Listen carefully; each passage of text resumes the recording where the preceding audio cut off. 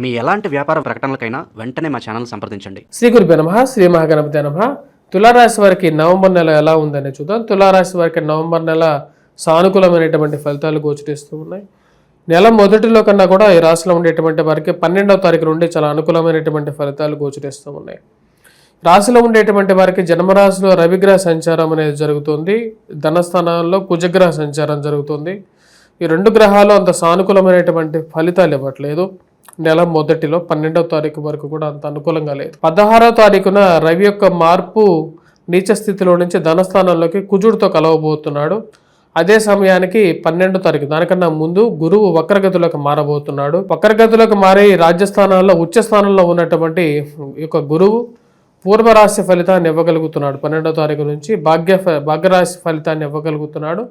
భాగ్యస్థానాన్ని ఫలితాన్ని ఇవ్వడం వల్ల ఈ రాశిలో ఉండేటువంటి వారికి మళ్ళీ తిరిగి తన యొక్క పూర్వ వైభవాన్ని పొందడానికి అనుకూలంగా ఉంటుంది. నూతన ఉద్యోగ సంబంధితమైన ప్రయత్నాలు, అదేవిధంగా విదేశాన ప్రయత్న సంబంధితమైన విషయాలు, కొత్తగా విద్యా సంబంధితమైన విషయాల్లో కూడా అనుకూలంగా ఉంటుంది. విద్యార్థులకి కొత్త కోర్సులు నేర్చుకోవాలని చెప్పి చేసేటువంటి ప్రయత్నాల్లో కూడా ముందడుగు పడటం, అదేవిధంగా ఆరోగ్యపరంగాను వయోవృద్ధులకి ఒక సానుకూలమైనటువంటి స్థితిలోకి రావటం అనేది జరుగుతుంది. 16వ తారీఖు వరకు కూడా ఈ రాశిలో ఉండేటువంటి వారికి కొన్ని జాగ్రత్తలు అనేది అవసరం. ఆరోగ్యపరంగా జాగ్రత్తలు తీసుకోవాలి. వయోవృద్ధులు అదేవిధంగా కోపతాపాలకి దూరంగా ఉండాలి.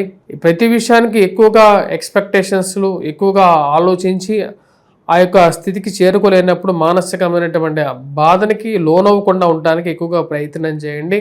రాశిలో ఉండేటువంటి వారు ఇరుగు పొరుగు సఖ్యత విషయంలో జాగ్రత్తగా ఉండాలి. ఎవరితో ఎలా ఉన్నాం, ఎవరితో ఎలా మాట్లాడుతున్నాం అనేటువంటి విషయంలోనూ జాగ్రత్త అనేది అవసరం. రాశిలో ఉండేటువంటి వారు భూ సంబంధితమైనటువంటి విషయాల్లో జాగ్రత్తలు అనేది అవసరం.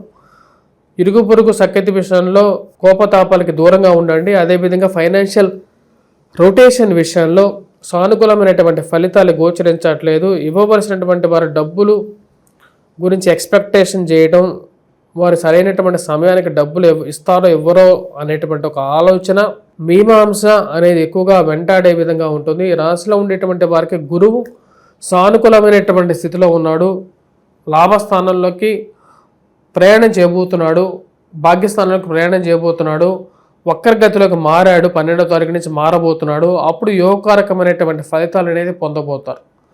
ముఖ్యంగా స్త్రీలకి సంతాన సంబంధితమైన వ్యవహారాల్లో అనుకూలమైనటువంటి ఫలితాలు, అదేవిధంగా వివాహ ప్రయత్న సంబంధితమైన విషయాల్లోనూ అనుకూలమైనటువంటి ఫలితాలు పొందగలుగుతారు. రాశిలో ఉండేటువంటి వారికి జన్మరాశిలోకి శుక్రగ్రహ సంచారం కూడా 16వ తారీఖునే జరుగుతున్నది. జన్మరాశిలోకి రాబోతున్నటువంటి శుక్రుడు యోగకారకుడు. రాశిలో ఉండేటువంటి వారికి స్వస్థానంలోకి వచ్చినటువంటి శుక్రుడు ఆరోగ్యపరమైనటువంటి విషయాల్లో అనుకూలమైనటువంటి ఫలితాలు, వైవాహిక జీవితంలోనూ సానుకూలమైనటువంటి ఫలితాన్ని ఇవ్వగలుగుతాడు.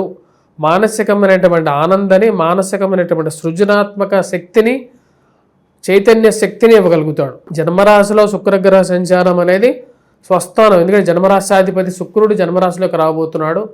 మానసికమైనటువంటి ఆనందాన్ని ఇవ్వగలుగుతాడు. ఈ రాశిలో ఉండేటువంటి వారికి వయోవృద్ధులకి 16వ తారీఖు నుండి ఆరోగ్యపరంగానూ అన్ని విధాలుగానూ అనుకూలంగా ఉంటుంది. ఫైనాన్షియల్గా రొటేషన్ పరంగా కొన్ని జాగ్రత్తలు అనేవి తీసుకోవాలి. ఎవరికి పడితే వారికి డబ్బులు ఇవ్వకుండా జాగ్రత్త పడండి. డబ్బును జాగ్రత్తగా హ్యాండిల్ చేయండి. కోర్టు వ్యవహార సంబంధితమైన విషయాలు, భూ సంబంధితమైనటువంటి లావాదేవీలు, హామీ సంతకాల విషయంలోనూ, విలువైనటువంటి ఆస్తి పత్రాల విషయంలోనూ, విలువైనటువంటి ఆస్తి వస్తువుల విషయంలోనూ, బంగారు వస్తువుల విషయంలోనూ జాగ్రత్త అనేది అవసరం. స్పెక్యులేషన్స్లో ఇన్వెస్ట్మెంట్స్ విషయంలో జాగ్రత్తలు. ఎవరో మాట పడితే వాళ్ళ మాట నమ్మి డబ్బులు ఇన్వెస్ట్మెంట్ చేయొద్దు. సమాజం అంతా మోసపూరితమైనటువంటి సమాజంగానే ఉంది. కాబట్టి ఎవరో ఏదో ఉంటారు, ఎవరో ఏదో చెప్తున్నారని చెప్పినటువంటి విషయాలకి దూరంగా ఉండండి. మీ యొక్క స్వయం కృషి కాకపోతే వచ్చేటప్పటికి జరగబోతున్నటువంటి విషయాలు క్లియర్గా చెప్పడం జరుగుతున్నది. రాశిలో ఉండేటువంటి వారికి ఆరోగ్యపరంగా కూడా అనుకూలమైనటువంటి స్థితి రాబోతున్నటువంటి 16వ తారీఖు నుంచి పూర్తిగా పొందగలుగుతారు. వ్యాపార ప్రయత్న సంబంధితమైన విషయాల గురించి ప్రయత్నాలు చేస్తున్నటువంటి వారికి 12వ తారీఖు నుండి వ్యాపారం గాడిలో పడటం అనేది మానసికమైనటువంటి ఆనందానికి గల కారకంగా ఉంటుంది. రాశిలో ఉండేటువంటి వారు ఈ యొక్క నెలలో విద్యార్థులు, విద్యా సంస్థల్లో పనిచేస్తున్నటువంటి వారికి సానుకూలమైనటువంటి ఫలితాలు పొందగలుగుతారు. భాగ్యస్థానంలో ఉన్నటువంటి గురువు యొక్క దృష్టి జన్మరాశి మీద ఉంటుంది. అదేవిధంగా దాని యొక్క దృష్టి రాశిలో ఉండేటువంటి వారికి నూతన గృహ కొనుగోలు చేసేటువంటి ఒక శక్తిని కూడా ఇవ్వగలుగుతుంది. చేస్తున్నటువంటి ఉద్యోగ పరంగా కూడా అనుకూలమైనటువంటి ఫలితాలు పొందగలుగుతారు. ఈ రాశిలో ఉండేటువంటి వారు మీరు చేస్తున్నటువంటి కష్టానికి తగినటువంటి గుర్తింపు గురించి మీరు చేసేటువంటి ప్రయత్నాల్లో అనుకూలంగా ఉంటుంది. ఈ రాశిలో ఉండేటువంటి వారికి జన్మరాశిలో సంచారం చేస్తున్నటువంటి శుక్రుడు బుధుడు కలయిక అనేది జరగబోతుంది. శుక్ర బుధుడు యొక్క కలయిక, బుధుడు తిరిగి వక్రగతిన తిరోగతిన వెనక్కి రాబోతున్నాడు. ఆ యొక్క ఫలితం అనేది రాశిలో ఉండేటువంటి వారికి 21వ తారీఖు నుండి పొందబోతారు.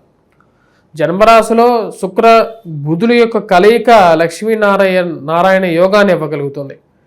లక్ష్మీనారాయణ యోగం ఈ రాశిలో ఉండేటువంటి వారికి ఎక్కువగా సానుకూలమైనటువంటి ఫలితాన్ని ఇస్తుంది.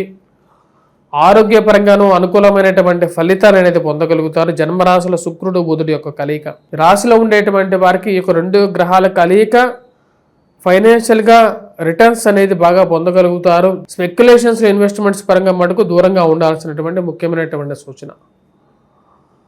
రియల్ ఎస్టేట్ సంబంధితమైన వ్యవహారాల్లో 1 అడుగు ముందుకి 2 అడుగులు వెనక్కి అనే విధంగా ఉంటుంది. అవకాశాలు మెండుగా ఉన్నప్పటికీ కూడా ముందుకి కదలనేటువంటి కొన్ని అడ్డంకులు అనేవి ఏర్పడుతూ ఉంటాయి. ఈ రాశిలో ఉండేటువంటి వారు ఆ విషయంలో జాగ్రత్తలు అనేవి తీసుకోవాలి. రాశిలో ఉండేటువంటి వారు ఈ యొక్క నెలలో ఎటువంటి పరిహారాలు చేసుకోవాలని చూద్దాం. రాశిలో ఉండేటువంటి వారు ఈ నెలలో ముఖ్యంగా వచ్చేటప్పటికి రవి యొక్క స్థితి అంత సానుకూలంగా లేదు. నెల మొత్తం సూర్యారాధన చేయాలి. సూర్యుడికి అర్ఘ్యాన్ని సమర్పించడం, తామ్ర పాత్రలో కాపర్ బాటిల్లో వాటర్ తాగండి. ఆరోగ్యపరంగా కూడా అది చాలా మంచిది, సూర్యశక్తిని పెంచగలుగుతుంది.